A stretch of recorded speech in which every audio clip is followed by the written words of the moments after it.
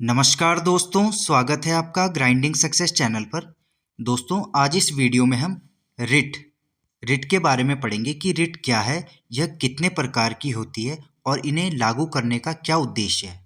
तो दोस्तों, सबसे पहले देखते हैं कि रिट कितने प्रकार की होती है। तो रिट 5 प्रकार की होती है। सबसे पहले इसमें बंदी प्रत्यक्षीकरण, जिसे कहते हैं हैबियस कॉर्पस। दूसरा है परमादेश यानी मैंडमस। तीसरा प्रोहिबिशन यानी प्रतिषेध। चौथा है उत्प्रेषण यानी सर्ट्योररी। और पांचवा है अधिकार प्रसार यानी क्यो वारंटो। तो दोस्तों, ये 5 प्रकार की रिट है जो न्यायालय द्वारा जारी की जाती है। आगे देखते हैं दोस्तों। अब दोस्तों, सबसे पहले समझते हैं कि रिट क्या है, रिट का मतलब क्या है।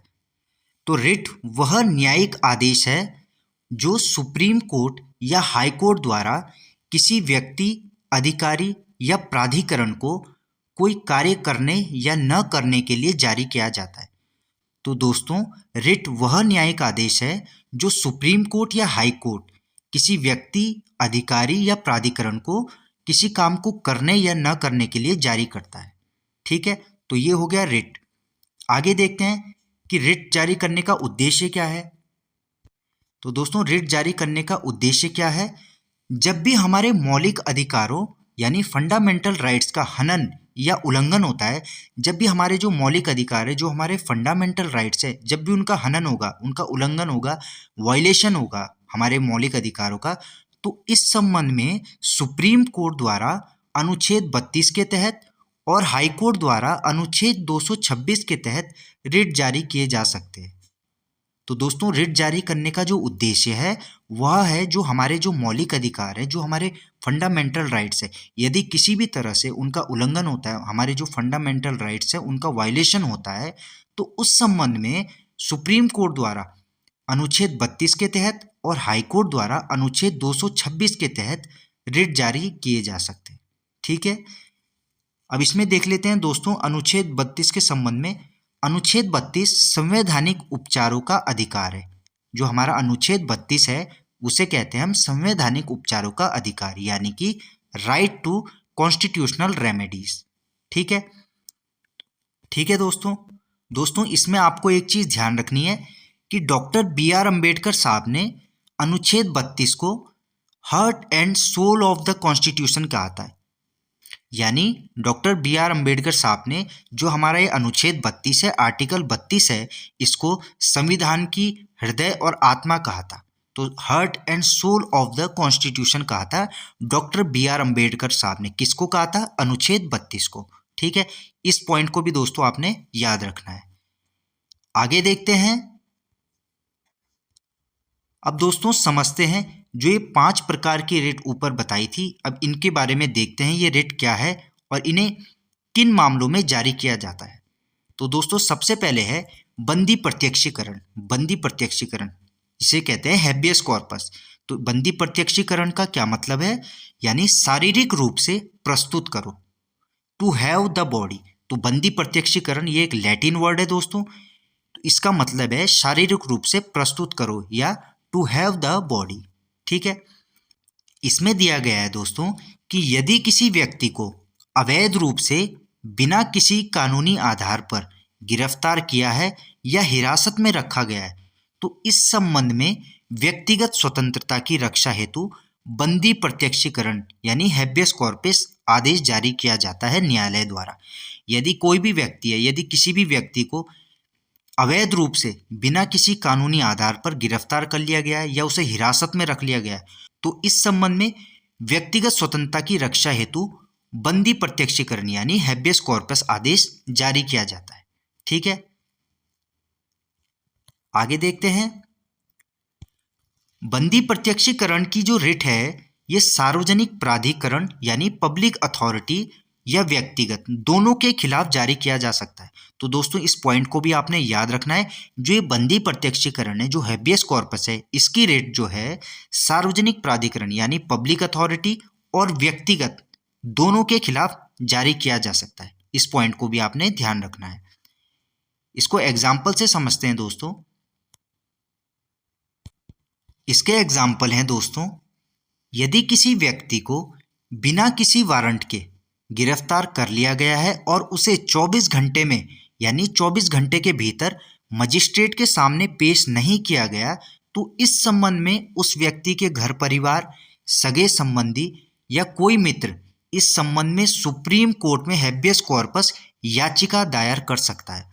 दोस्तों, यदि किसी व्यक्ति को बिना किसी वारंट के गिरफ्तार कर लिया, उसे डिटेन कर लिया है और उसे 24 घंटे के अंदर मजिस्ट्रेट के सामने पेश नहीं किया गया है, तो इस संबंध में जो उस व्यक्ति है उसके कोई भी घर परिवार, सगे संबंधी या उसका कोई मित्र हैबियस कॉर्पस याचिका दायर कर सकता है और उस संबंध में फिर न्यायालय हैबियस कॉर्पस रिट जारी कर सकता है, यानी कि सशरीर व्यक्ति को प्रस्तुत किया जाए। ठीक है। वैसे इसमें दूसरा एग्जाम्पल देखते हैं दोस्तों। यदि किसी महिला को उसके ससुराल पक्ष वालों ने जबरन घर में कैद कर रखा हो, तो इस संबंध में महिला के परिवार से अदालत में हैबियस कॉर्पस याचिका दायर की जा सकती है। दोस्तों, यदि किसी महिला को उसके ससुराल पक्ष वालों ने जबरदस्ती घर में कैद कर लिया है, तो इस संबंध में जो महिला के परिवार वाले हैं वो अदालत में हैबियस कॉर्पस जो याचिका है, जो हैबियस कॉर्पस पेटिशन है, वहां दायर कर सकते हैं। उसके बाद न्यायालय के आदेश पर हैबियस कॉर्पस रिट जारी हो सकती है। ठीक है दोस्तों, तो दोस्तों ये था हैबियस कॉर्पस और उसके उदाहरण। तो हैबियस कॉर्पस है बंदी प्रत्यक्षीकरण, यानी शारीरिक रूप से प्रस्तुत करो, to have the body. Next देखते हैं दोस्तों। नेक्स्ट रिट है दोस्तों परमादेश, यानी मैंडमस। हम आदेश देते हैं यानी वी कमांड। तो परमादेश का मतलब होता है हम आदेश देते हैं यानी वी कमांड। इसमें देखते हैं दोस्तों परमादेश क्या है। परमादेश न्यायालय द्वारा सार्वजनिक अधिकारियों को जारी किया जाता है। यह सरकारी अधिकारी को उसके कानूनी यानी वैधानिक कर्तव्य का पालन करने का आदेश देता है।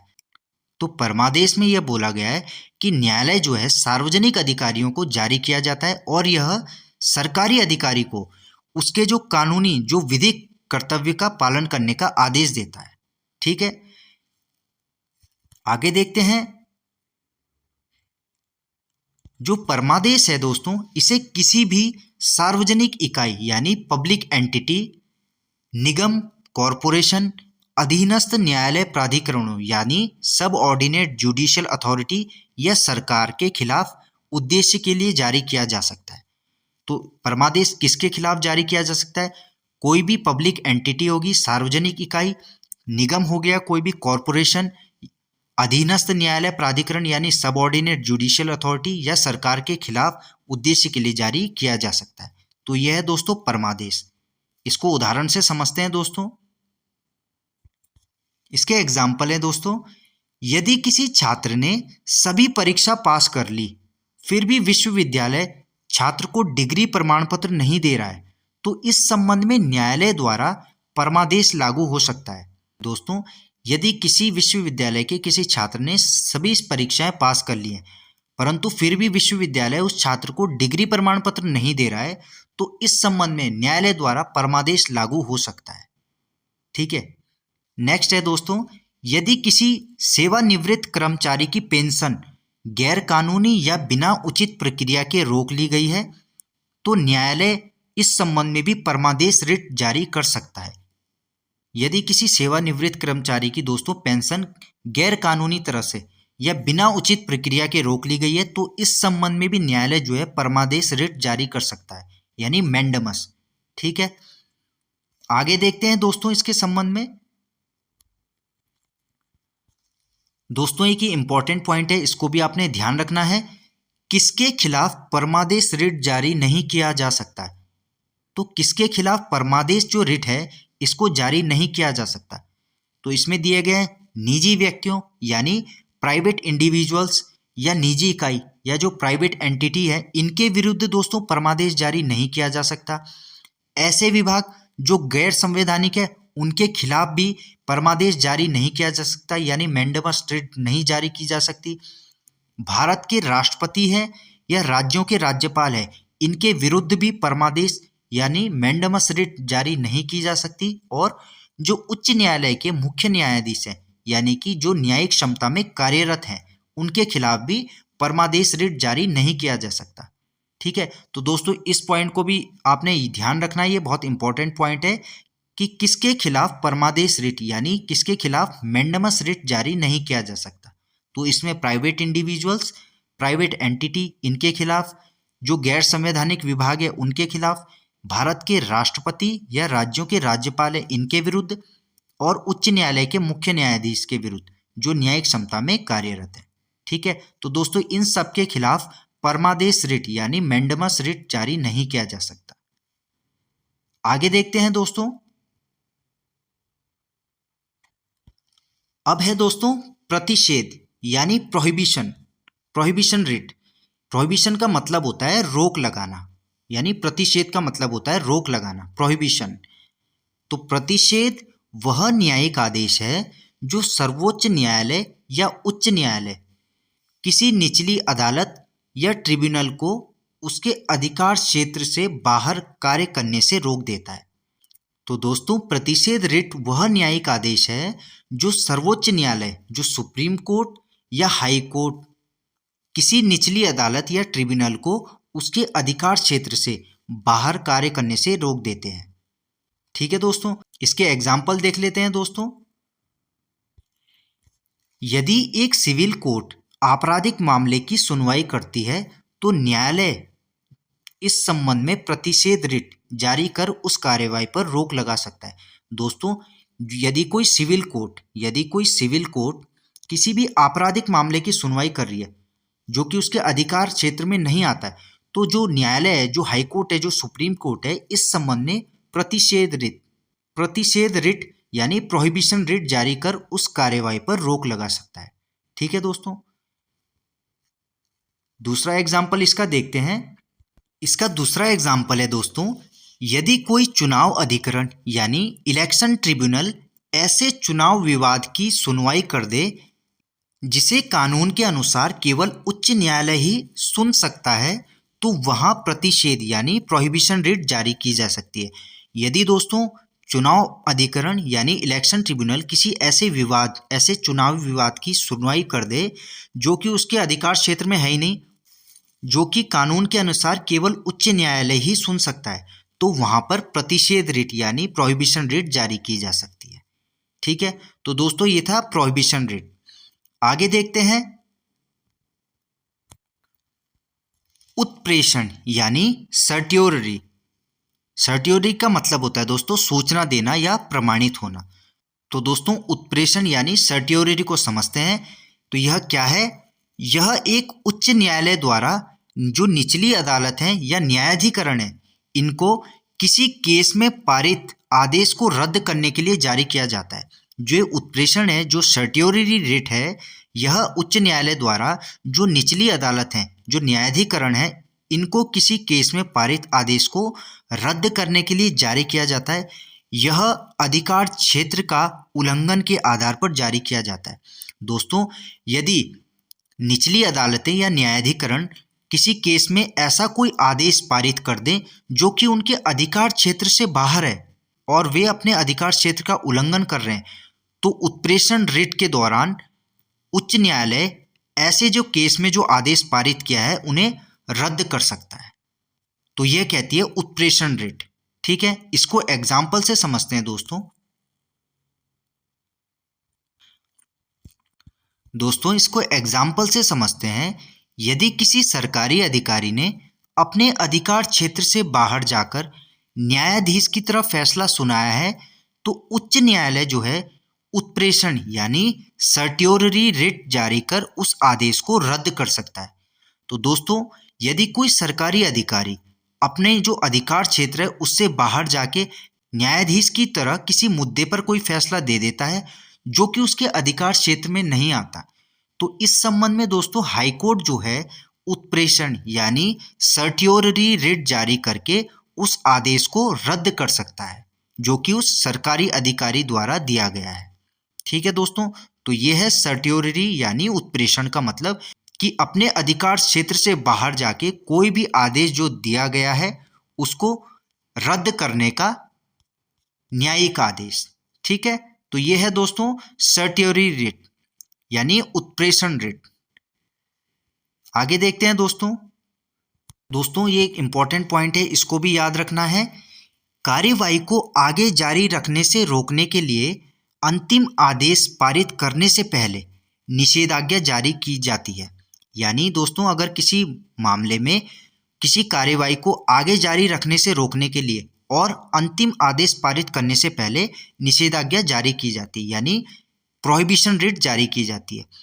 और अंतिम आदेश पारित होने के बाद, यानी कि जब अंतिम आदेश पारित हो गया, उसके पारित हो जाने के बाद उसको रद्द करने के लिए उत्प्रेषण रिट जारी किया जाता है, यानी सर्टियरी रिट जारी किया जाता है। इस चीज को आपने दोस्तों ध्यान रखना है।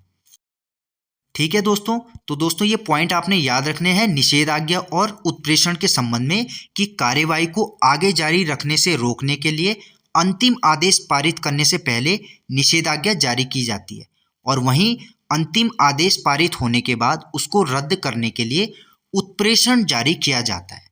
ठीक है दोस्तों, या दोस्तों आप इसको ऐसे भी समझ सकते हैं कि गलत कार्रवाई होने से पहले प्रतिषेध रिट उसको रोक देती है और यदि गलत निर्णय हो गया है तो उस निर्णय को रद्द करने के लिए उत्प्रेषण रिट जारी किया जाता है।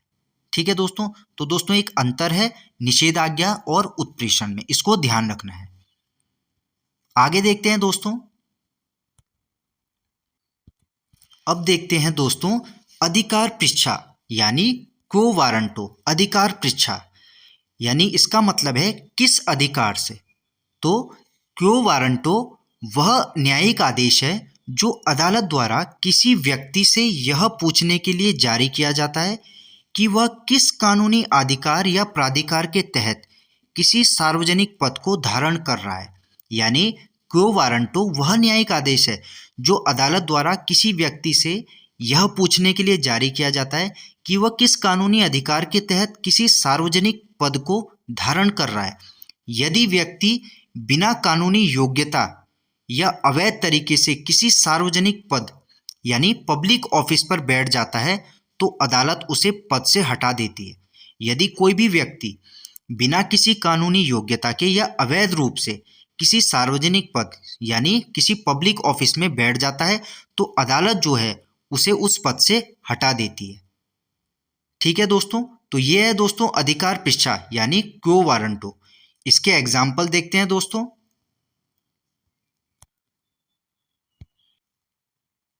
इसका एग्जाम्पल देखते हैं दोस्तों।